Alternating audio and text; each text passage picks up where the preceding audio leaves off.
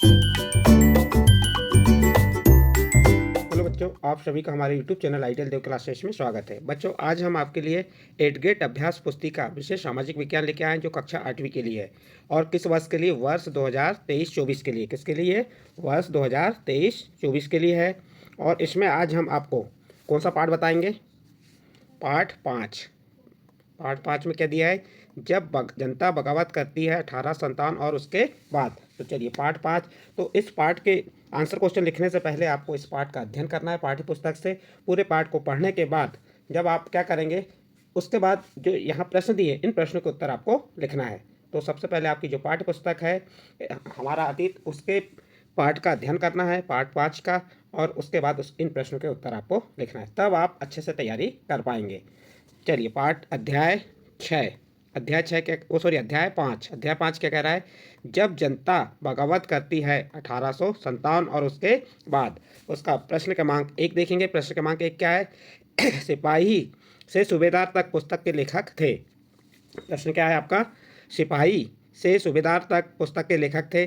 और इस उत्तर को आप आपकी पाठ्य पुस्तक से खोज सकते हैं। पाठ्य पुस्तक में इसका उत्तर दिया गया है। तो इसका सही उत्तर क्या हो जाएगा? इसका सही आंसर है ए नंबर, सीताराम पांडे। इसका सही आंसर क्या हो जाएगा? ए नंबर, सीताराम पांडे। नेक्स्ट प्रश्न है, अवंतीबाई लोधी का संबंध किस क्षेत्र से था? A number Jhansi, B number Rajgarh, C number Kanpur और डी नंबर लखनऊ। तो इसका सही आंसर आ जाएगा आपका बी नंबर, राजगढ़ मांडला से था। अवंतीबाई लोधी का संबंध किस क्षेत्र से था? राजगढ़ मांडला से था। इसके बाद नेक्स्ट अगला प्रश्न देखते हैं हम। तात्या टोपे किस राज्य के सेनापति थे? प्रश्न नंबर 3 क्या कह रहा है? तात्या टोपे किस राज्य के सेनापति थे?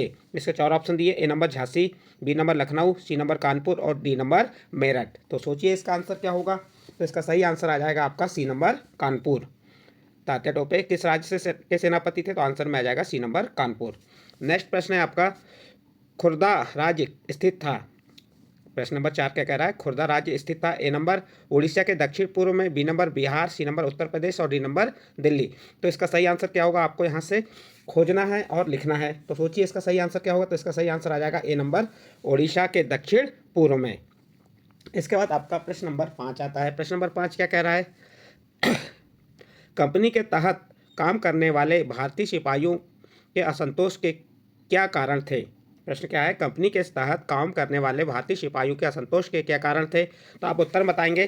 कंपनी के तहत काम करने वाले भारतीय सिपाहियों के असंतोष की अपनी वजह थी। वे अपने वेतन, भत्तों और सेवा शर्तों, यहाँ भत्तों है, भत्तों और सेवा शर्तों के कारण परेशान थे। कई नए नियम उनके धार्मिक भावना और आस्थाओं को ठेस पहुंचाते थे, इसलिए वो क्या थे? असंतोष थे।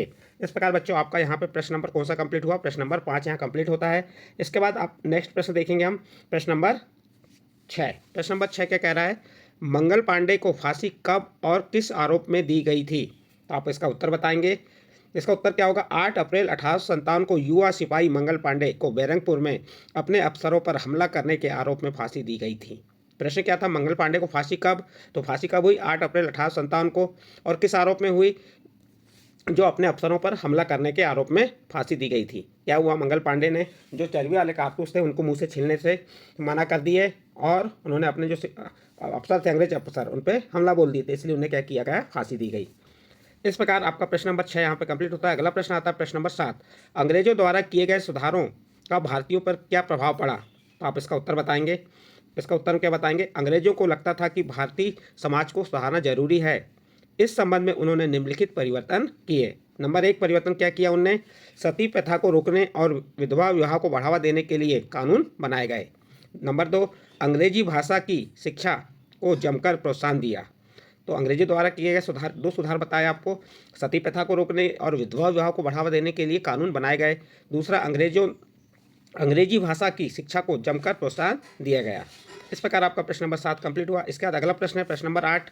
अवध रियासत को कब और क्या आरोप लगाकर ब्रिटिश शासन में शामिल किया गया? प्रश्न क्या है आपका? अवध रियासत को कब और क्या आरोप लगाकर ब्रिटिश शासन में शामिल किया गया था? उत्तर देखिए इसका। अवध रियासत को 1856 में कुशासन के आरोप लगाकर, अवध रियासत को 1856 में कुशासन के आरोप लगाकर ब्रिटिश शासन में शामिल किया गया था। अवध की रियासत अंग्रेजों के कब्जे में जाने वाली आखिरी रियासत में से थी। इस प्रकार आपका प्रश्न नंबर 8 यहाँ पे कंप्लीट होता है। नेक्स्ट अगला प्रश्न देखते हैं, प्रश्न नंबर 9, इंडिया काउंसिलिंग किसे कहा गया है? प्रश्न नंबर 9 क्या कह रहा है आपका, इंडिया काउंसिलिंग किसे कहा गया है? तो आप उत्तर बताएंगे। ब्रिटिश मंत्रिमंडल में एक सदस्य को भारत मंत्री के रूप में नियुक्त किया गया, उसे सलाह देने के लिए एक परिषद का गठन किया गया जिसे इंडिया काउंसिलिंग कहा जाता है।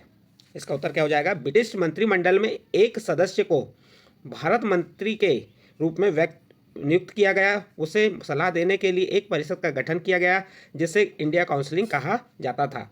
इस प्रकार आपका प्रश्न नंबर 9 कंप्लीट होता है। नेक्स्ट अगला प्रश्न आता है आपका प्रश्न नंबर 10। प्रश्न नंबर 10 क्या कह रहा है, उत्तर भारत में 1857 के विद्रोह के मुख्य केंद्र कौन कौन से थे?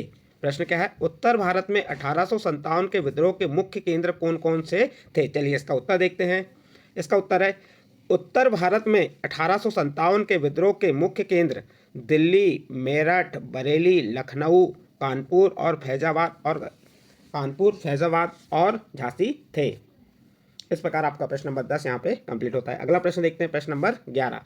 प्रश्न नंबर 11 क्या कह रहा है, किन परेशानियों के कारण किसान 1857 के विद्रोह में शामिल हुए?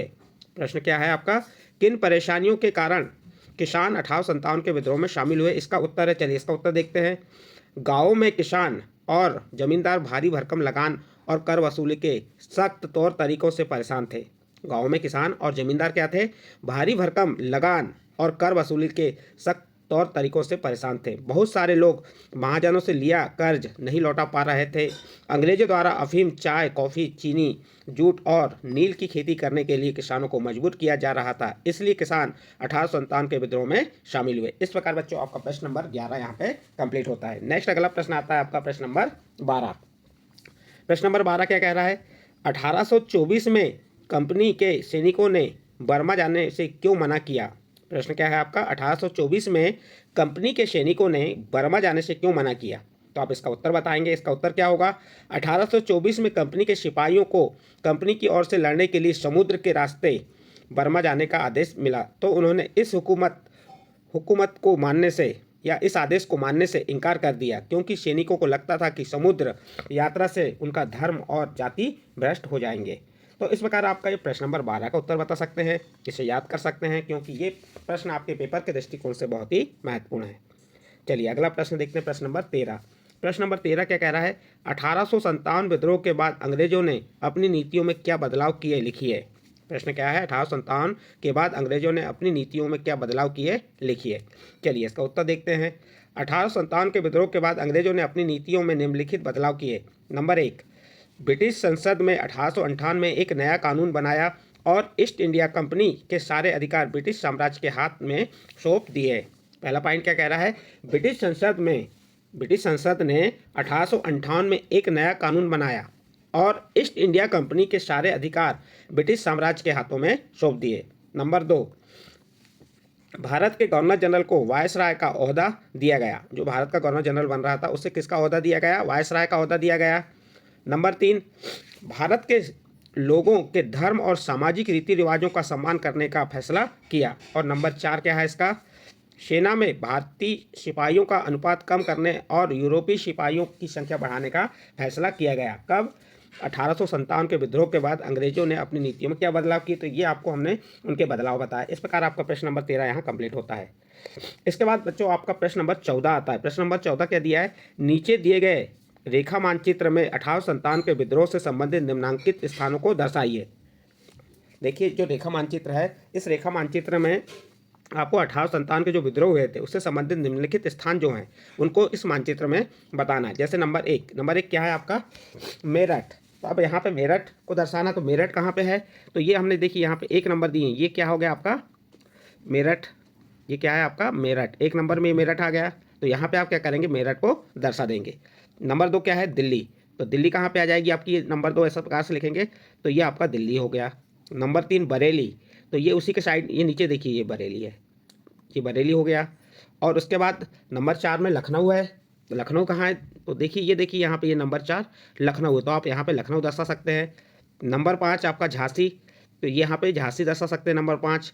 नंबर 6 फैज़ाबाद, तो फैज़ाबाद यहाँ पे दर्शाएंगे नंबर 6 का, ये आपका फैज़ाबाद हो गया, लखनऊ हो गया, झांसी हो गई, उसके बाद नंबर 7 क्या है आपका कानपुर। तो यहाँ पे ये देखिए यहाँ कानपुर दर्शा सकते हैं आप, ये कानपुर हो गया। नंबर 8 सागर, सागर मध्य प्रदेश में आ जाएगा, तो ये देखिए सागर आ गया आपका ये नंबर 8। और नंबर 9 क्या है बनारस, तो ये उत्तर प्रदेश में आ जाएगा बनारस। उसके बाद जबलपुर, तो ये मध्य प्रदेश में आ जाएगा नंबर 10 जबलपुर। इस प्रकार आप क्या करेंगे, जो 1857 के विद्रोह से संबंधित स्थान थे उनको मानचित्र में बता सकते हैं, नंबर दे के बता सकते हैं।